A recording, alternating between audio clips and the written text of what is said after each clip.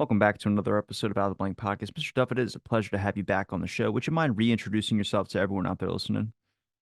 Hi, Robbie. Yeah, so I'm an associate professor at the University of Chester, and I don't really consider myself an Elvis expert. I consider myself a student of the relationship between Elvis and his fans. But yeah, so as part of that, I think we're going to be talking about Colonel Parker. Yes, we had mentioned it towards the ending of the last episode because we had talked about it on our first time. We discussed because obviously his name gets brought up when you're looking anything Google of Elvis. Besides all Elvis's massive career, whether it's karate, Hollywood, you can take your pick. But Tom Parker is a name that gets mentioned a lot, and I've noticed that there's been a division between the community on how people feel about him. And I'm hoping maybe you can give me a background and maybe your perspective of his importance to Elvis's career and if it was a help or a hurt. Yeah, that I mean that is such a big question, isn't it? And it's one that is so prominent in the Elvis fan community and seems to be a sort of perpetual churning source of sort of concern. And I don't think it's one that's easy to answer. But I think you'd probably, there's a lot of things in the mix, isn't there? There's kind of Parker's mythological image. And then beyond that, there's the sort of specifics of uh, the financial dealings, and then also questions about creativity and Elvis's creativity. Well, how did he first become Elvis's manager? Like, what's Tom Parker's background? I think he's an immigrant, if I'm not mistaken. Yeah, so Colonel Parker was born in 1909, and at the age of, well, in his late teens, he was born in Holland, and as Andreas van Gulik, and he yeah, I know I've pronounced that well. Um, he then went over to the USA, initially, I believe, to New Jersey, and spent maybe a few months or a year there, and then came back to Holland. And on that trip, apparently, he went from Boston to Liverpool, so not very far from my university.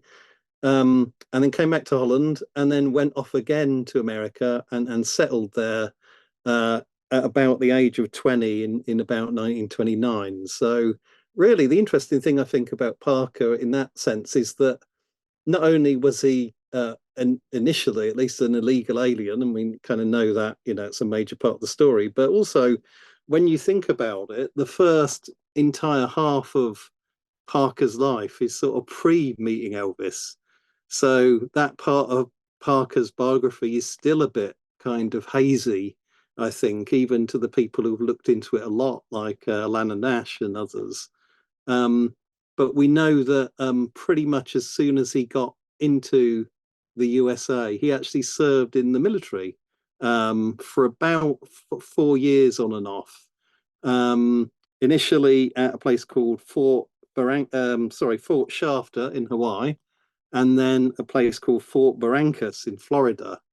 And then after that, he kind of settled in Florida and in the Tampa area, and was there really and pretty much until he met Elvis. So um, that whole kind of phase, um, yeah, it's fascinating because in the early part of it, we don't really know that much about the 1930s, but we know that by the end of the 1930s, Parker was organizing the marketing for Gene Austen, who by this point, Gene Austen was like a crooner, and he was really big in kind of 20s and 30s kind of period. And then by the time Parker got him, he was kind of on the down rocket of his career, and he was doing a live show called Models and Melodies, which I presume had like was like showgirls and like him singing a few songs, and this was kind of touring. And when it came round to sort of like Parker's region, he was basically helping to promote it. So he was doing that, and then also he was part of the a key person in the Tampa Humane Society, which was an animal sanctuary. So he actually spent a lot of the early 40s kind of looking after animals. And if you look in the local papers, there's all sorts of wonderful stories about Parker being very nice, actually, to the local animals and very avuncular and kind of, redistributing kittens that are born to local kids. Or I guess this is the part of the Parker story that is fascinating insofar that, we all have this picture of Parker as being this, evil and ruthless man who ripped off Elvis Presley. And there is some truth in the ripping off part for sure. But I think when you look at that early 1940s period, the face that he presents to the world that comes through in the local newspapers there is very much, this guy's a really nice guy. He's doing things like rescuing animals that have been hit by trucks and but he was also associated with the carnival, of course. We know that from his background, and I got a couple of interesting stories from you for that time. So yeah, in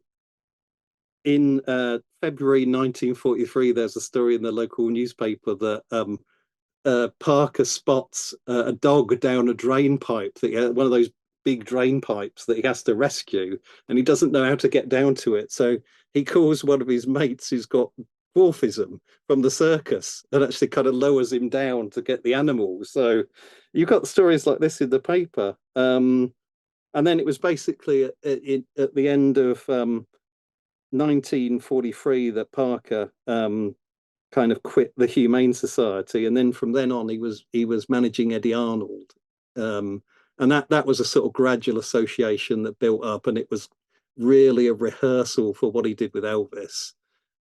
So for about 10 years, he's in the frame of kind of helping Arnold to tour around the kind of local area, kind of getting a break for him. And Parker really allows Arnold to hit the heights at this point and into the kind of late 50s and the late 40s and early 50s.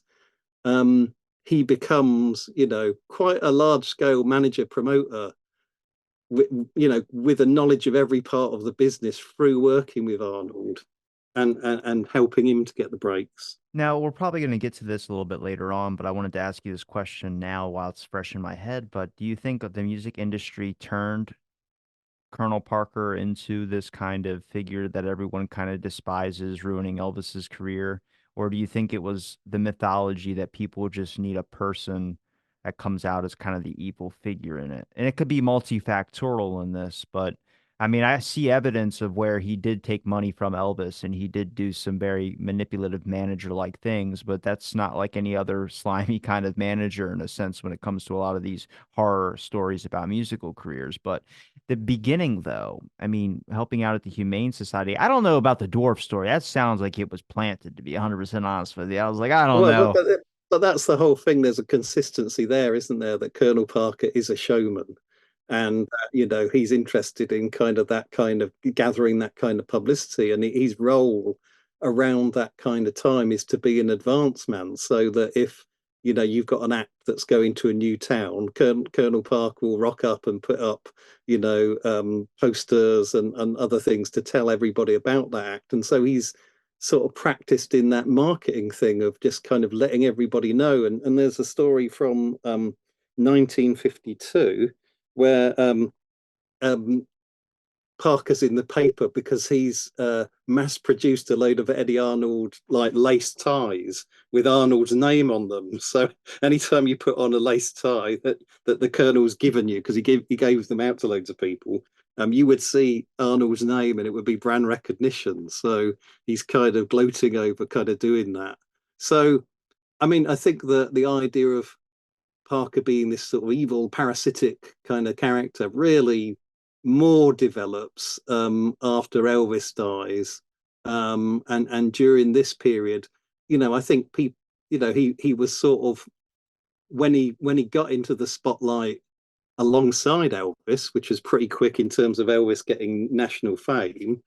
Um, he would have been seen as sort of kind of avuncular and a bit dodgy and crafty, but not necessarily sort of extracting and evil. When did he first meet Elvis and start to actually become his manager and get involved into crafting a career for this young stud? So this is a complex story, and let's see if we can dig down into it a little bit.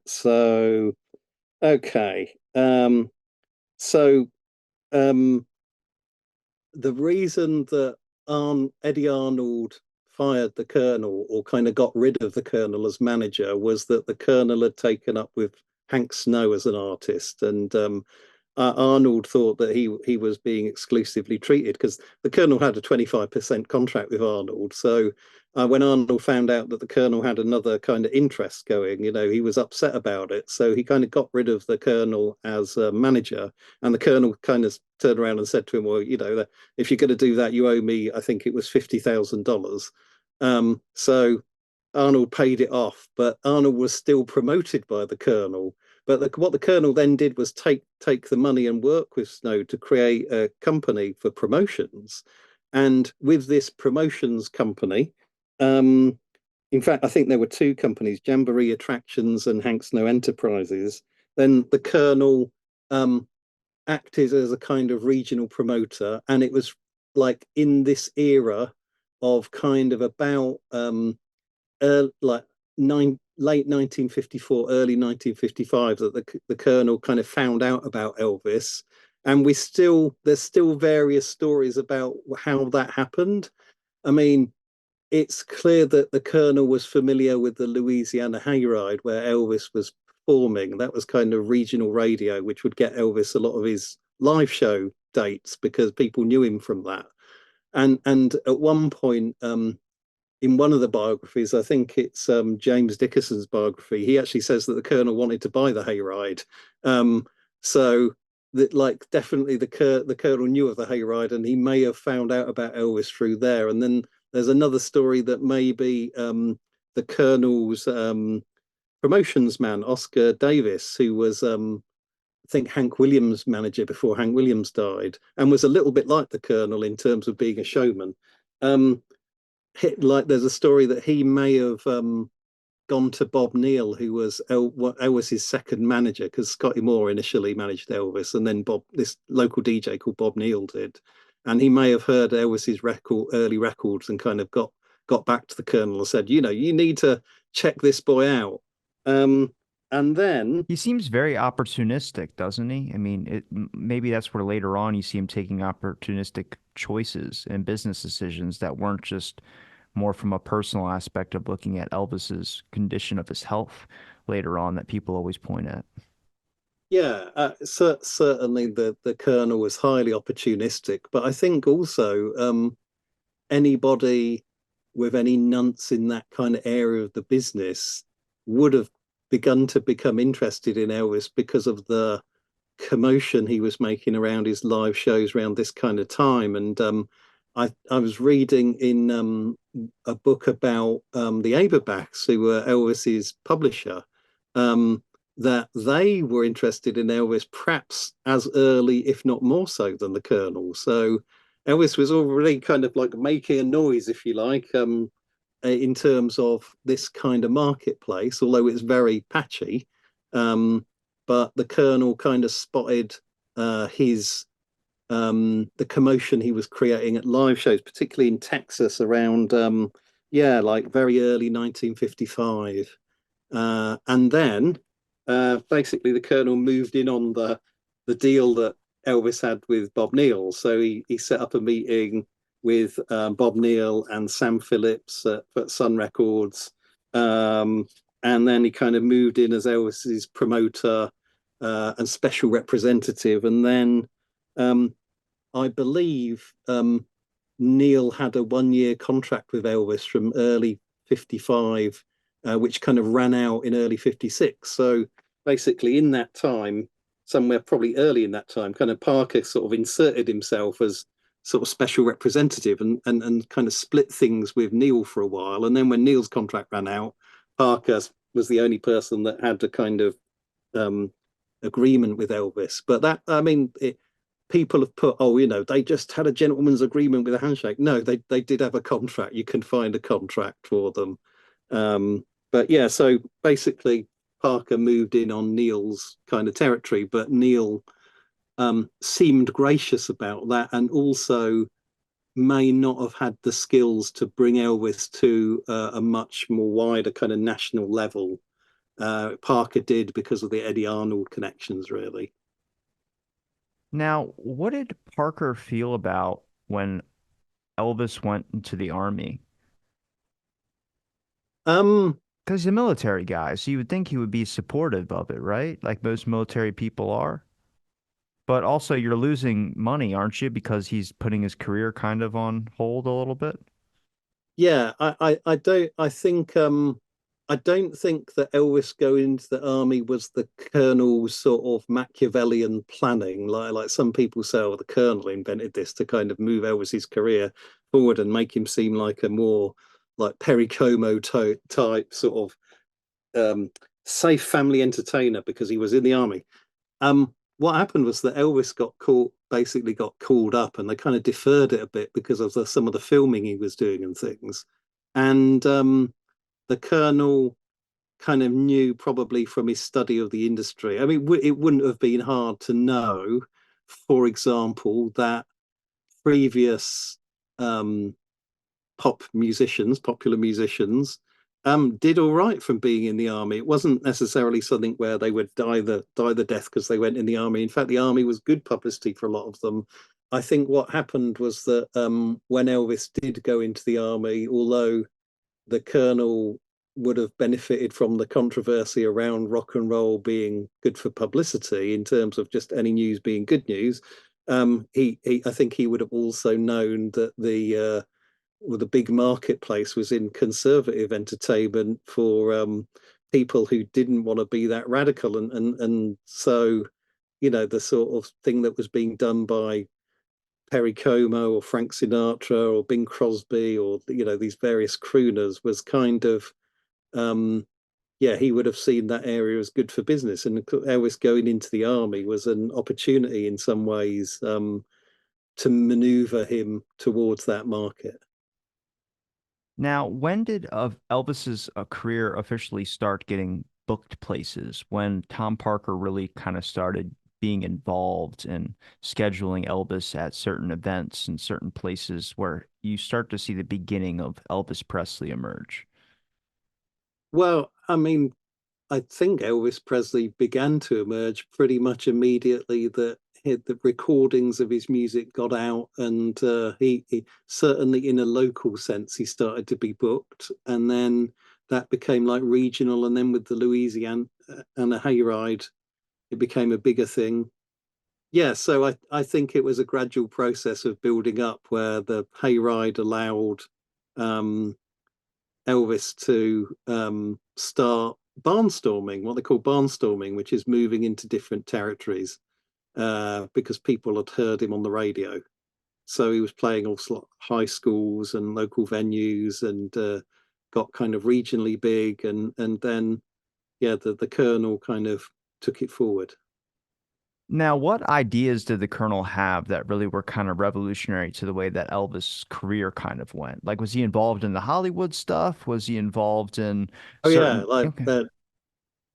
Yeah, the Colonel did everything. I mean, when you think about it, the Colonel got Elvis connected to the William Morris Agency. He got Elvis his RCA recording contract. He hooked Elvis up with Hal Wallace and got him into Hollywood. And then not only did he do all those things, but he kind of constantly kind of renegotiated various contracts and kind of created bidding wars so that Elvis would make the most money he could out of that process. Okay. Now, what would you say from your perspective or your thoughts on Colonel Tom? First of all, where does the Colonel come from? That's not real, is it? Okay, so the This is Cur bothering me. well, I mean, he was in the army, but he didn't become a colonel in the army. The place where that came from was that the colonel helped a guy called, I think it was Jimmy Davis. Now, let me look at my notes for a second on this one, because I do have this information. Um, yeah, okay. So it was made a colonel in 1948 because the Louisiana and a governor, Jimmy Davis, was having an electoral campaign, and the Colonel helped with the marketing of it.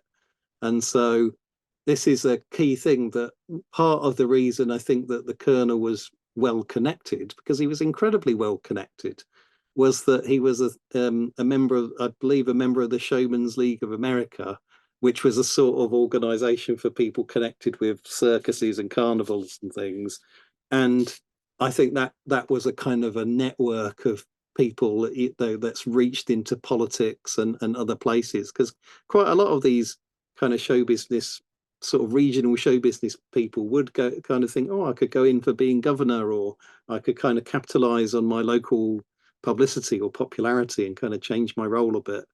Um, so yeah, that's how it happened. He was an honorary colonel, but um, also I think in the Todd Slaughter did a book quite recently called Hero or Heel, which is about the colonel, and he said that this kind of military names like the admiral or the colonel were part of the kind of carny world, that it was kind of, a sort of standard to be called things like that. You mentioned in one of our clips, but your perspective on him said that he was kind of like a father figure to Elvis. I'm curious what information led you to that kind of thought. Yeah, well, I mean, I think we have to be a little bit careful here. I think in the mythology of the Elvis story, um, Parker kind of comes across a bit like a father figure, because he's a generation older and he kind of looked after Elvis's interests and kind of shepherded him through the industry. But Parker himself said, I didn't think of him like a son. And I think Elvis at one point said, I think of him a bit like a father. So there's different kind of angles on this. But yeah, I mean, he definitely worked with him, supported him, and helped him. And although, the later deals, and we can go on to talk about how things changed, um, were not always in Elvis's favour for sure. Um, in those early years, in the 50s and early 60s, I think Parker did, yeah, support and help and catapult Elvis's career to heights that were um, incredibly rapid, even for somebody of Elvis's talent. Now, when it came to his financial agreements with Elvis, what was the commission? You mentioned like his earlier, I forgot, I already blanked on the name of the person that he managed before, but what was yes, thank you. What was the contractual agreement that he had with Elvis? Like how much was Elvis earning after every show compared to how much was Colonel Tom Parker earning? So with Elvis, it was the same as what he'd arranged with Eddie Arnold. So it like there was an exclusivity kind of arrangement with Elvis, and Parker was to take 25% of Elvis's earnings, or the monies that were accruing to Elvis, and Elvis was to get 75%. However, that percentage figure kind of altered in various ways due to the nature of the contracts and deals later on. But initially, it was a 25% figure. Um, and then I think it's about 1967 that Parker kind of begins maneuvering it in different ways. So let me see if I've got this in my notes. I think it Yeah. was So 55% he started making compared to Elvis was starting to get like 25%. yeah. So in 1967, the existing contracts and renewals are on 25%, but there's 50% on new deals that are being made. So gradually, Parker kind of adds to it kind of changes the game through the late 60s and early 70s. And I think 1967, as far as I can see from Parker's side, I would call it like the Great Reset, because he does a number of things to sort of alter Elvis's. Because really, so when you think of Elvis in the movies, Parker is negotiating kind of better deals for him, and he's kind of doing pretty well, and he's also paid a share of the profits, and so everything's going pretty well initially, and then various things kind of strike. There's kind of compassion fatigue that Elvis has got so many films out. The Beatles come along and sort of proves that the singer-songwriter route is a good one, and so all the people that were previously writing for Elvis think, well, actually, why do I need to write for Elvis? I can, market my own stuff or take it to other people or get my own publishing deals or whatever.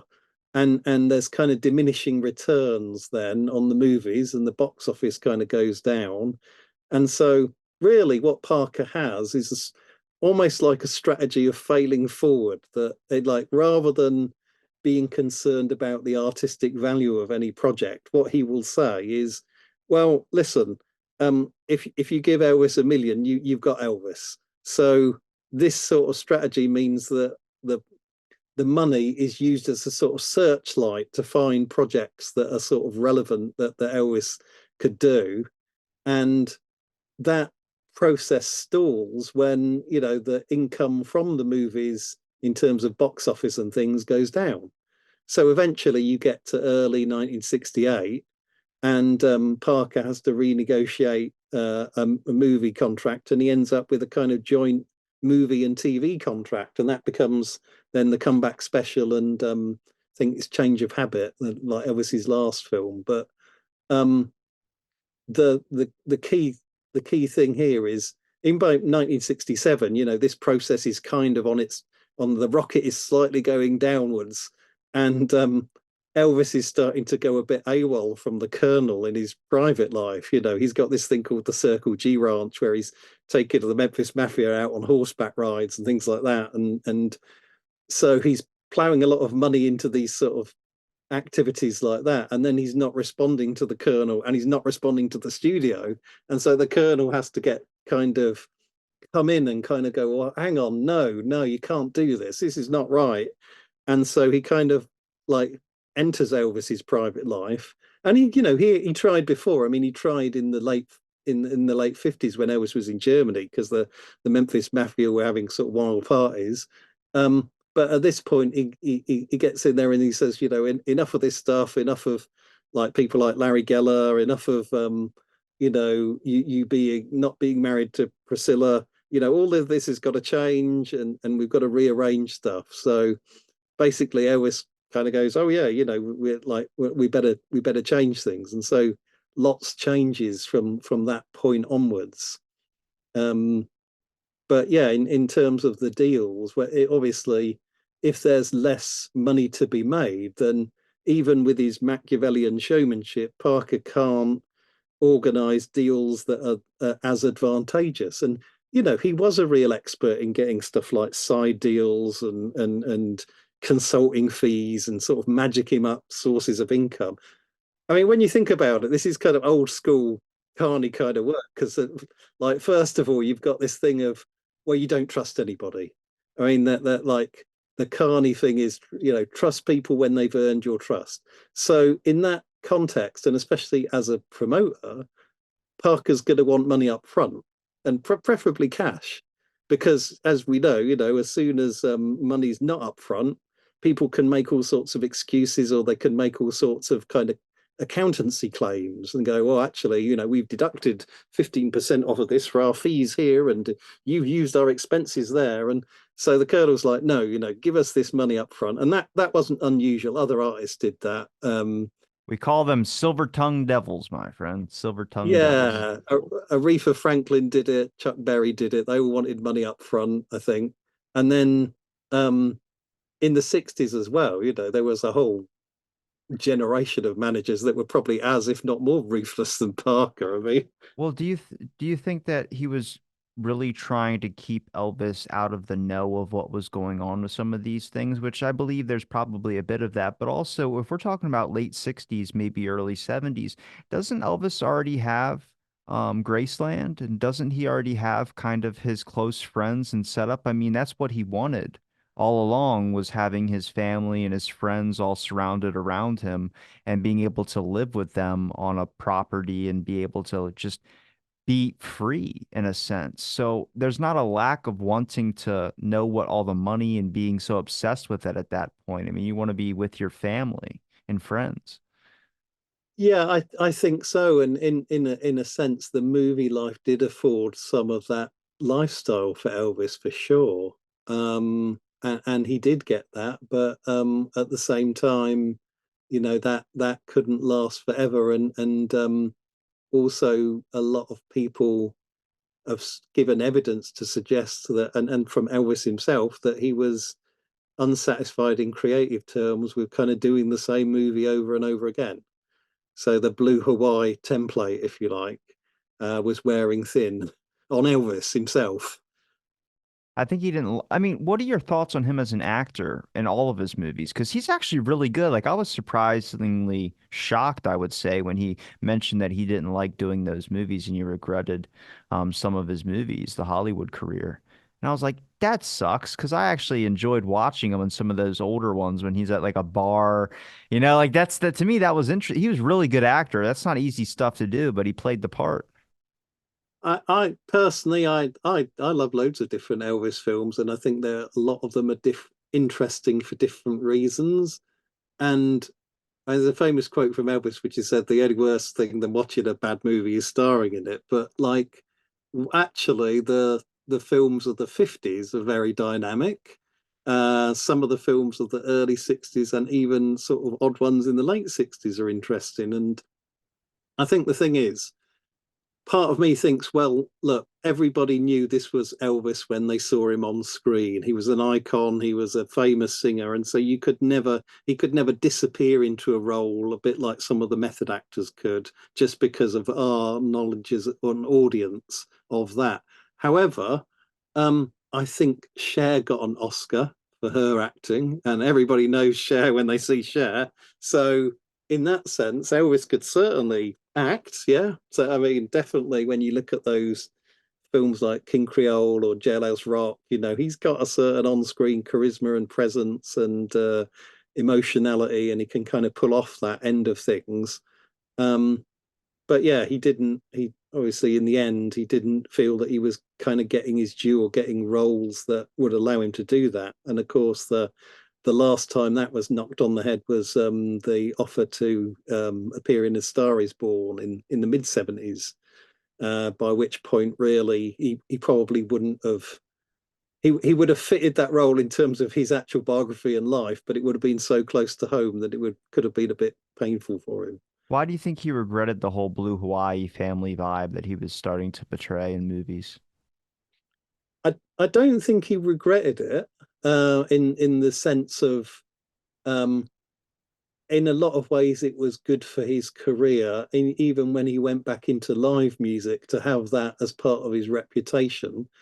But I think that what he regretted was getting kind of sort of stuck in that template and things not very moving very far from it for his later films. So I don't think he necessarily saw it as a terrible thing to do, but it was the constant sort of reworking of it or the entrapment in it that he didn't like, because he didn't really have any control over the scripts and the placement of songs and things like that.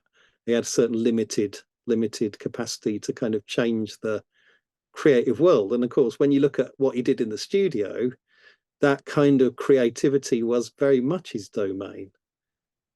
Now, how much did Tom Parker play when it came to the drug habit of Elvis? I read a little excerpt from, I don't remember what book it was, but there was an excerpt that was on an article or a website or something. But they had mentioned in a brief little paragraph about that Tom Parker, I want to make sure I remember this correctly, but Tom Parker wanted to get Elvis some help with some of his prescription drug use, but didn't want to do it in a place that would make the information public and didn't know of a discreet place to take him. Whether it was also with fear of if that information got out, would Elvis lose gigs or something of that sort, which again, that's a very crappy manager thing to do when you look at the overall health of a person.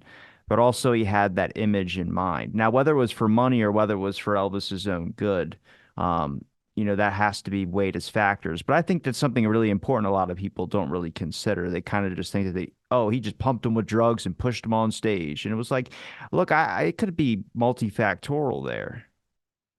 And yeah, and I think it was multifactorial because I think Parker knew. in the later years that Elvis's drug habit was no good for either of them, and that thing it would be great if things could change, but I don't know if he knew how to do it. And I think that you're right insofar that um, sometimes Parker was in damage limitation mode.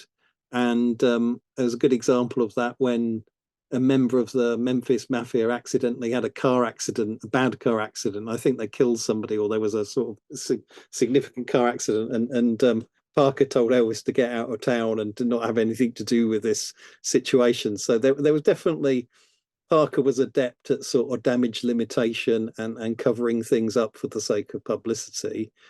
Um, but I don't know, because I think by the end things got pretty bad in all different ways from what I can understand. And you've got things like the book Elvis What Happened coming out in the tabloid press.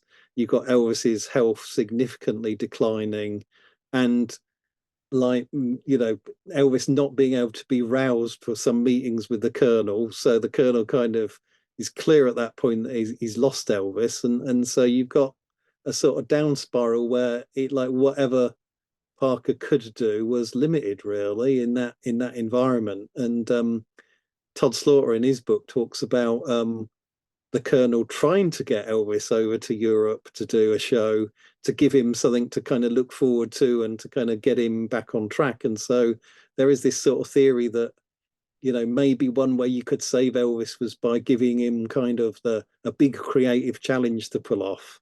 But clearly that didn't fully work or materialize towards the end. Why did the Colonel limit Elvis's touring outside of the United States? He didn't want him traveling overseas. Well, this is a classic question, isn't it? And I don't think that we fully know the answer to it. So there's multiple levels of this. So the Colonel had gone abroad in the early years because he went to Canada when Elvis was playing there in the 50s. So we knew that the Colonel could travel. And also, so I think the first one to get out of the way is this question of Parker being an illegal alien, right? Because, he came from Holland, he didn't get his papers sorted out. Um, so therefore, was he an illegal alien all the time? And would that have prevented him getting a passport and traveling? And as far as I understand it on that, I think it was the end of the 1930s, there was a sort of amnesty on illegal aliens, which said if you served in the military, you can become an American citizen. And Parker didn't take it up when he could have done. And part of the reason for that, I'm guessing, was that he had that thing of playing all sides of the equation. That, like, that whole thing with the I hate Elvis badge and the I love Elvis badge, and Parker kind of making money off both. Well, if you're not an American citizen and not a Dutch citizen, then you can actually be kind of immune from prosecution. And of course, he played that card later on in the 80s when he was accused of kind of overreaching and fraudulent activity and mismanaging Elvis. Um, so I think with his connections, he knew a lot of high up people. He knew American presidents and all sorts of people. He could easily have got a passport or got them to turn a blind eye and travelled. So I don't think it's because Parker wanted to stay at home and he was an illegal alien. In fact, if anything, I think he would have been quite happy with other people going with Elvis and making sure it was all right from a distance, which is what the army, was a practice for. Um, I've read some people saying, well, he didn't go to Germany because the Nazis during the Second World War kind of, A were bit of a stretch. A bit terrible to his of, family. bit of a stretch. Yeah, that one's a stretch because Parker was estranged from his family until the early 1960s, and so he probably wouldn't have known. And he probably wouldn't have known, and so he might have been annoyed with the Germans in like getting into Holland or whatever, but he wouldn't. It was not his own family, I don't think. Um, so okay, so I don't think it's because the Colonel um didn't have a passport. Um, I think they wanted to go over and they were continually promising, and I think they would have done it when the time was right, but maybe the time was never right. It was sort of but it was sort of a plan C on the list that never needed to materialize, I think. Um, Although some people have said, well, later on, could have been because Elvis carried firearm, and that would have been an issue, or it could have been because Elvis had that thing with prescription medication, and that would have been an issue. Maybe, but it's a moot point if it never fully happened. I was trying to look up the name of it, but if it's RCA or RVA, that was the RCA, the record company, yeah. yeah, the record company RCA. I mean, how much impact did that have on Elvis's career? I think they owned most of his rights to his music, if I'm not mistaken, right? Yeah, so there was I mean, they Elvis was an RCA artist from 1956 onwards, and there were all sorts of ways he benefited from that. Even down to things like, the Colonel getting them to release stuff on 8-track, or the Colonel getting them to release having fun on with Elvis on stage, another like which is a spoken word album of like bits from Elvis's performances. Which we look back on and think, oh my goodness, that's a terrible idea for an album. Yes, yeah, probably so. But what it did at the time was get out some more money in for Elvis. So I think, like in a lot of ways, Parker could use RCA to kind of get like as a cash cow to bring in more money. But then at the same time, and also Parker actually arranged with RCA to get into touring, and to sort of manage and sponsor Elvis's touring for a while, to create a bit more competition, or kind of a bit more support, perhaps. Um, but I think in the later deals, the one you're talking about is 1973, which is sort of, I say, like the Parker Great Reset #2 probably. And in that one, Elvis was selling his back catalogue, and they got a deal where um, Parker was brought in on it. Elvis wanted to sell it because Elvis's finances were in a little bit of a mess in around that kind of time, even to the point where he did briefly borrow some money from the bank. I think about $300,000. So, given that, when you think of it, it's incredible that Elvis would have made tens of thousands, well, no, tens of millions of dollars in his lifetime, perhaps hundreds of millions. And yet, he was in this state of borrowing money because of the way that he'd spent it, and, airplanes and giving away cars and all these different things. Um, so because he was needing the money, um, he wanted to sell his back catalogue, and then Parker was kind of roped in to try and get a good deal, and Parker did get a good deal, and apparently he bargained RCA up about 75% on what they were going to give. But um, so the net of the deal, I think, was something like 10.5 million. But then out of that, I think the Colonel got 6 million and Elvis got 4.5 million. So it was like, the Colonel was doing things for himself at this point. Um, some of that doing things for himself was coming because he was cutting in on the chain. So if there was a kind of deal going on, there were possibly multiple entities on the chain of the deal. So I mean, merchandise is a classic example of this. Parker would license Elvis's likeness and image out to a company that would kind of create merchandise, and of course Elvis got a fee for that. And then the fee would be split between Elvis and Parker. So later on, Parker would go, okay, I'm going to do the merchandising myself. So I'm going to create a business that does it. So then a whole bigger chunk of that money then goes to me. Um, so some of it was like this kind of thing of cutting other entities out of the deal, but then some of it later on, particularly, was just no. This was Parker um, getting a bigger percentage for himself and getting Elvis to agree on that before he did it. Do you believe that Parker made agreements with casinos because of his gambling debts to have Elvis play there? Well, that's a controversial one, isn't it? I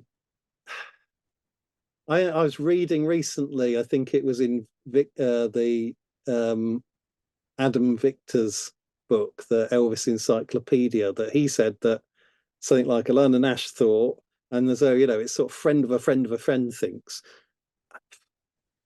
I it Put it like this: it is possible, isn't it, that the Colonel's I think it's I think it's actually likely that the Colonel's gambling debts necessitated some kind of money making operation that would keep them afloat. Yeah. So and the Las Vegas did provide that. It provided that stable source of income. But how far you go beyond that into questions about, was that gambling addiction a way to kind of create a kind of unlike, basically to create some kind of servitude or like keep him there as the key draw. I don't know, and I don't, I think it's a dangerous territory to get into.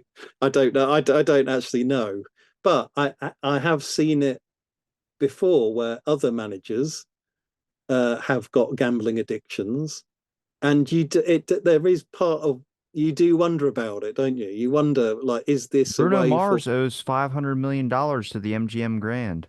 yeah, yeah. You wonder whether this is not just about somebody having a gambling addiction, but about them having a relationship with the casino for financial purposes.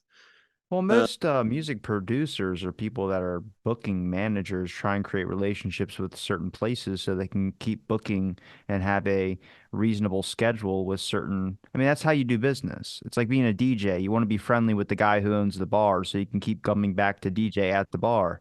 So that would make sense if Colonel Parker would have all these agreements or maybe ideas of places that he wanted to make sure he got it in with, whether it was an auditorium or stadium or something like that, that would get the most money from a venue. You have good clientele when you come to town. I mean, the thing about Parker is, yeah, was he I think, trusted and I think that's a crucial thing to say, isn't it? That this is about creating mutually beneficial relationships, and that's clear. Yeah, I think a lot of people want to look at Parker through the eyes of a good, close manager friend. And I don't think necessarily that's how the relationship worked. I think there was beneficial moments when it came to Elvis in certain scenarios with Parker, but I think if you really examine it from at least what I could tell, it just seems more of like Parker was like, "This is business. I'm going to make as much money as possible." And without like not saying he's pushing Elvis down at all, but being friendly in a sense, but in the sense caring more about the money than necessarily where a person who might be a close friend who's a manager might go the extra step to be like, "Hey, we don't need to do this because you might need to take a break." I I think for Parker it was business, but I also think that he did care about Elvis's welfare within that arrangement. So maybe it's not just simply, oh, uh, The true this answer to the question is, was he allowed at Graceland? was he allowed in Yeah. Graceland? Did he ever visit? Well, he certainly visited on occasion, so I think so. I Because if he think he wasn't did. allowed inside, that's how you know Elvis didn't like him. That's a good question. And we'd have to double check on that. I mean, how many pictures do we see of him in Graceland? I mean, there's certainly. I think at the end of the day, he it was a business relationship and it was a positive business relationship. But if you've got a business client, you're going to want to make sure that they're doing all right.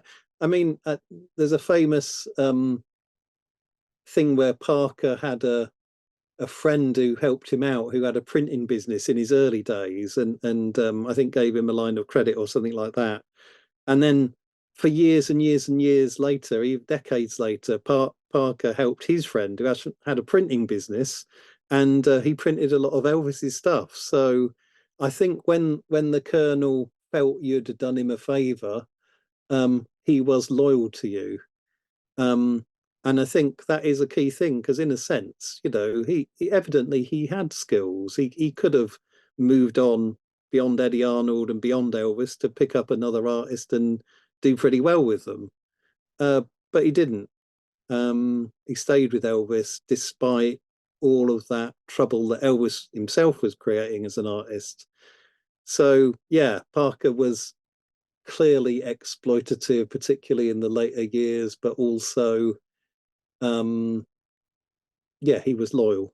Do you think the recent Elvis movie gave a good depiction of Tom Parker? Well, it reminds me of I keep going back and forth on calling him Colonel to Tom Parker. I just don't like the Colonel name that much. Unless he's making chicken, I ain't calling him Colonel. I remember Jack when the Colonel died, Jackson Brown wrote some interesting stuff, and he said, to call Parker a con man is merely to give him his due, and I think that's the key thing with the Colonel, like his whole image. I mean, that's something we haven't really talked about, but the Colonel's kind of uncanny image as a sort of showman and kind of rip-off merchant. Yeah, that I mean, the Elvis film did depict that. Well, I don't think it was really accurate. It wasn't. I mean, and that was signified, wasn't it? Straight from the start of the movie, the idea that Parker was walking around the casinos with a drip on, is kind of a slightly absurd. So it wasn't. It was like Baz Luhrmann clearly said, this is in the territory of myth. It's not supposed to be taken as fact. But the mythosphere of Parker's kind of celebrity image is quite interesting. And I think when we think about rock and roll, there's quite often this conception of low culture, which kind of comes out of this idea of mass culture, which is, the idea that everybody's being conned by commerce. And so the audience isn't really getting what it thinks it's going to get. It's just being ripped off. It's just they're gullible people. They're going to be conned by some kind of hype. And the Colonel's image completely fits that, doesn't it? There's all those stories about him being a carny and doing the stuff like the painting of the sparrows yellow to pretend they're canaries, or getting chickens to dance on a hot plate, or probably which hardly any of them would be true. I would doubt. I mean, given his work in the Humane Society, I think he loved animals and generally did nice things with them. Um, but yeah, we have this image of, or like the Colonel hot dog stories, like the Colonel sells hot dogs, and he puts one sausage down in the dirt, and so he just sells somebody a bun when he gives them the hot dog, and they say, hang on, where's my hot dog? And he just points in the dirt to say you dropped it. This is sort of Colonel mythology. I don't think really that he did all that stuff. But he certainly was a practical joker, and he liked to kind of manipulate people and kind of pull stunts and things. So he kind of knew that image. And there's that famous moment, isn't there, in I think it's 1972 at the Madison Square Garden event, where the Colonel basically says, "Okay, I'd like to live up to my reputation of being a nice guy. That's it, folks," and closes the press conference. So he knew that his reputation was as this sort of fearsome character. But that's the role of a manager. They've got to keep people away. And there's all these stories about, people would phone up for Elvis, and the Colonel would go, "Oh, he's just gone." And then he'd go off and sort of run down the corridor a bit and come back and go, "Huh, I know, I couldn't catch him. He's just gone. Sorry about that." And of course, it's all bunk, but this is sort of how the Colonel operates. It's sort of in the bunk world. How much of the myth of Tom Parker was created by authors and just people kind of inserting their various stories and this legend kind of spreading out there based on what you've seen as reality?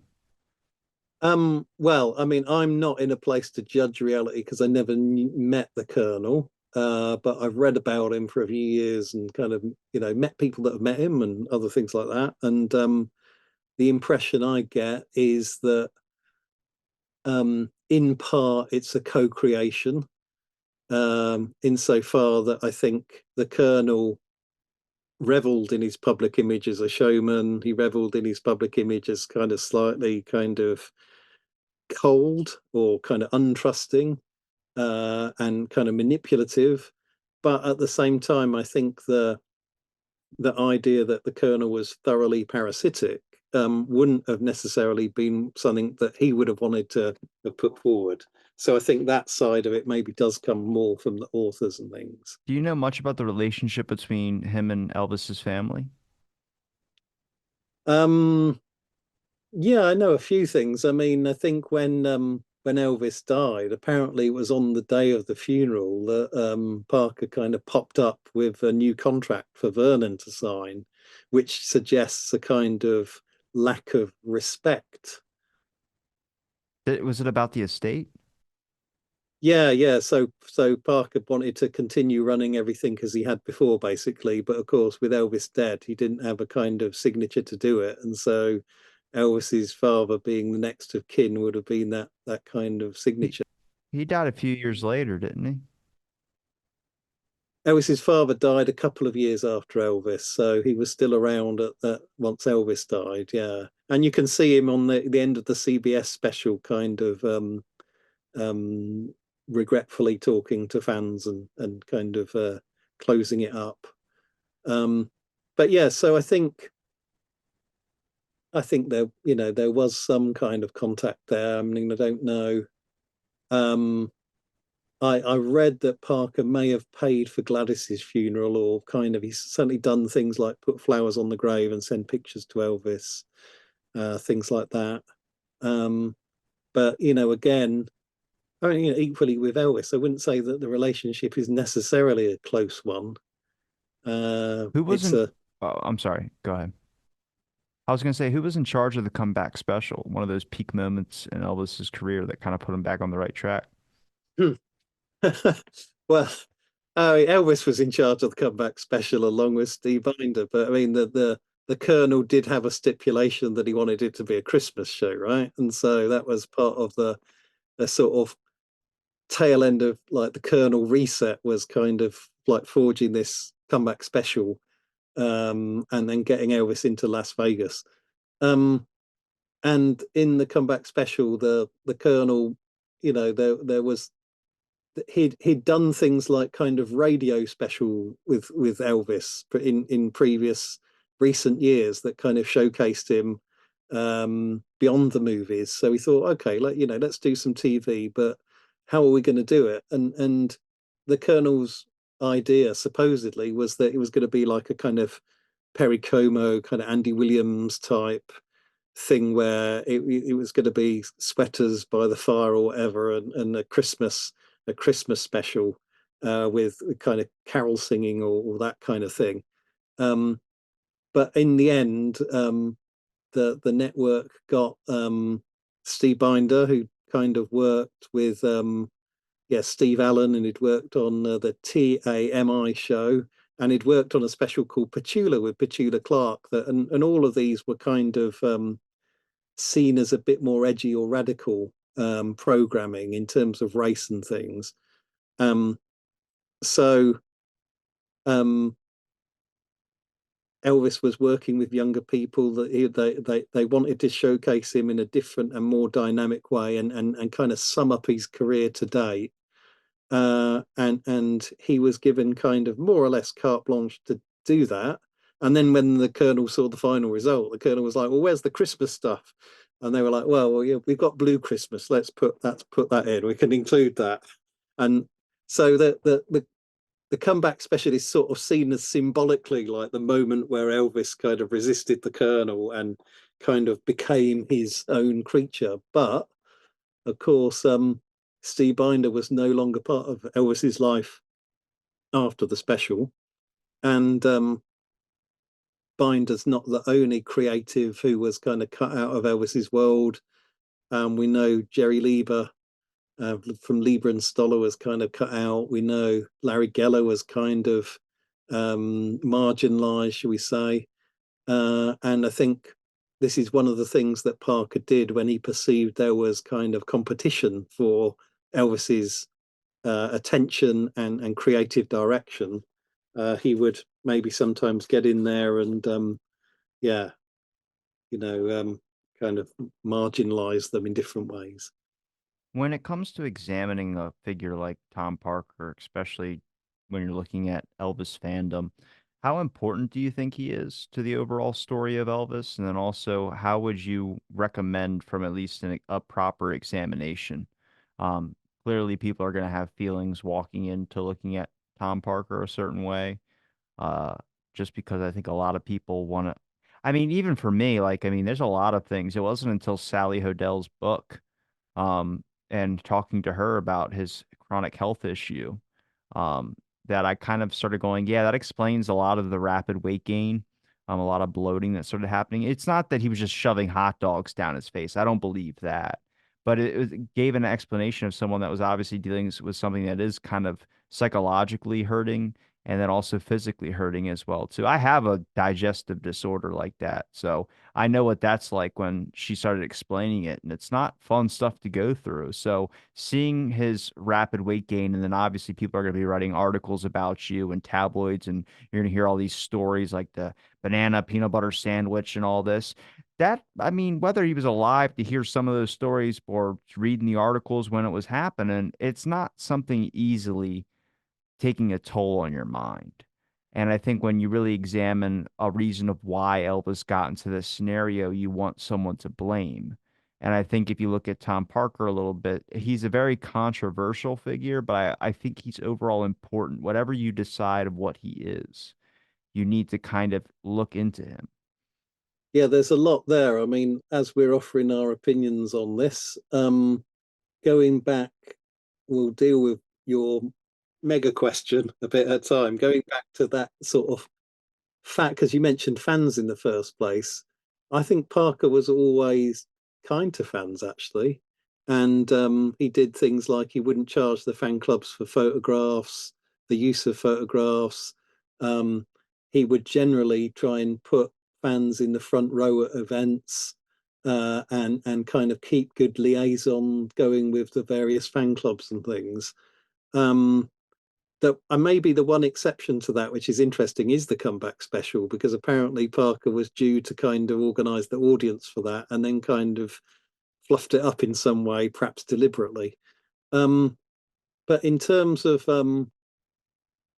sort of Elvis's weight gain and blame and questions like that, okay, so I think probably what could have been more significant to Elvis's life was the loss of his mother and his relationships with women. And if you think about it, Elvis was never fully faithful, as we know. Um, and in a sense, after his mother died, there's a sort of 20-year experiment, really, in existentially almost, in whether life, should go on for Elvis. And ironically, his career goes on in different ways. But I think there's a psychological theory called enmeshment. And then the idea of enmeshment is that sometimes people get too close to one of their parents, right? And Elvis is well known for this, right? He's sort of had a close relationship with his mother. And people who are enmeshed, psychologists say, have a tendency towards addiction. And, that doesn't have to be, you know, hardcore drugs. It could be work, it could be sex, it could be food, it could be, prescription drugs. And when you kind of look at what Elvis was about, a lot of those you kind of go, well, yes, there was a certain element of that. So I think perhaps that's a way to answer it. That when you look at when he had that weight gain, it was around the time of the divorce, wasn't it? And after the divorce, I think it'd be interesting to do some kind of correlative study to if we got any data on exactly what Elvis's weight was at any particular point. But yeah, I mean, I'm not an expert on the health matters, but It's the certain areas for me where he gained weight looked like it was bloating, like it was water weight. Mostly because he kind of still kept like a relatively thin body. Like it wasn't like he was like pouring out of the sides and you did like 5 seats to travel or anything. It's just a lot of it was in his face. And there's some around the lower part of his belly, but like his arms, usually you gain it everywhere. You gain it in your arms, you gain it in your chest, you gain all that. He would just kind of had it hanging in certain pocketed areas, which was if it's in your stomach specifically, that's alcohol. You can get that pretty quickly from just having a large yeah, consumption of right, your beer alcohol. belly, yeah.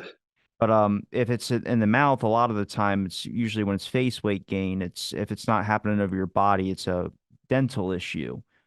Whether it's abscess or it's something that's going on with his hygiene that's not properly being taken care of. But he was gaining it in his face, which makes me know that that's a chronic health issue, whether he's got a thyroid problem. So there's a lot of things like this. Yeah.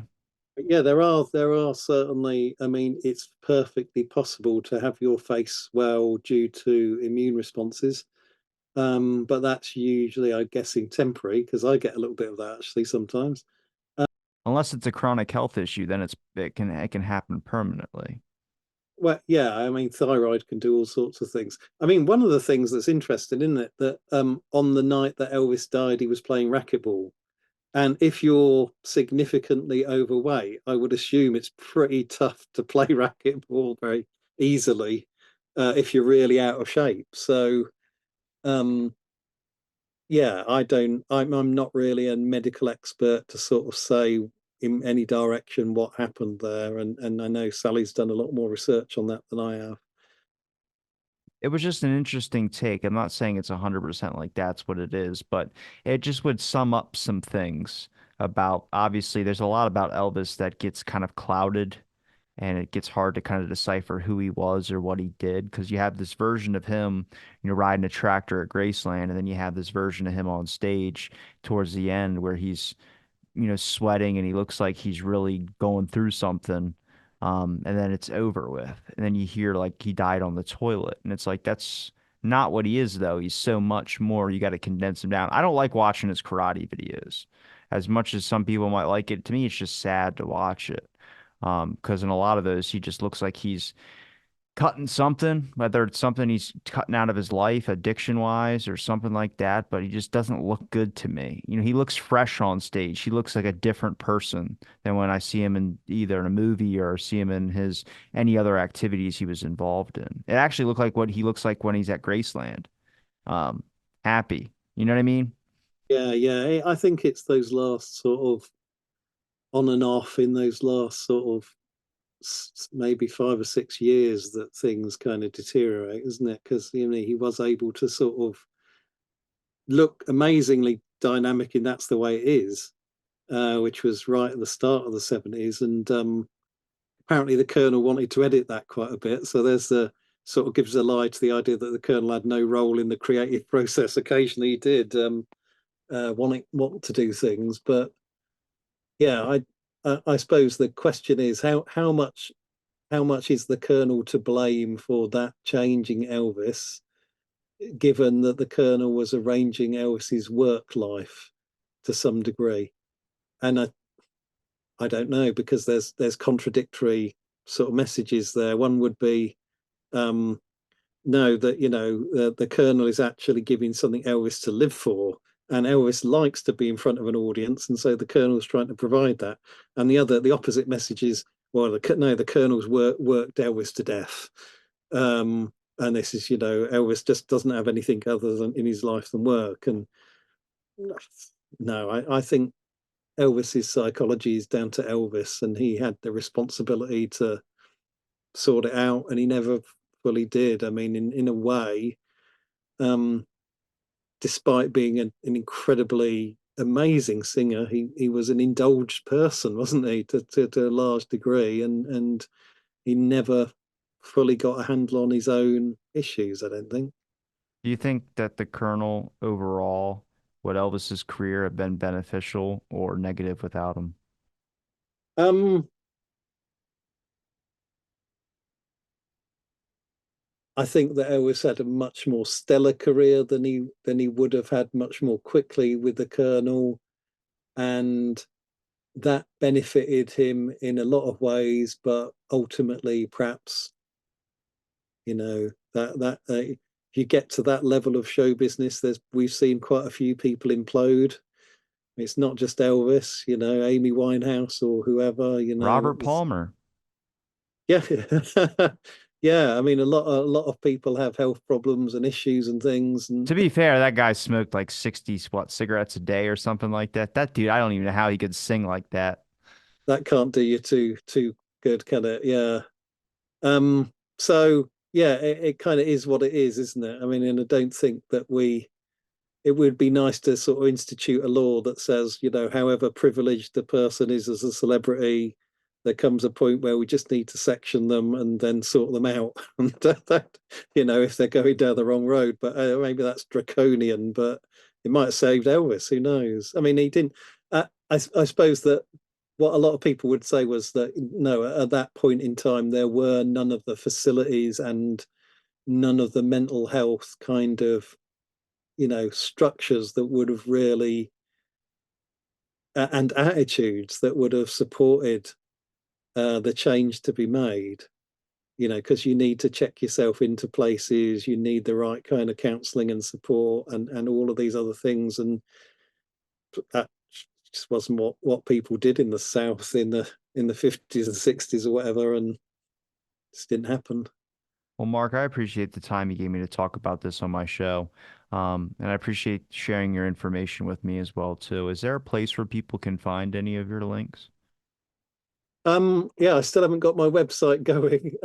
I used to have it going, and then I got busy with a lot of other things. But you can link some of my Amazon books, and yeah, people can contact me at the University of Chester if they want to, or whatever. Yeah. Well, thank you so much, Mark, and thanks everybody for listening to this episode of Out of the Blanket. Stay tuned for our next episode.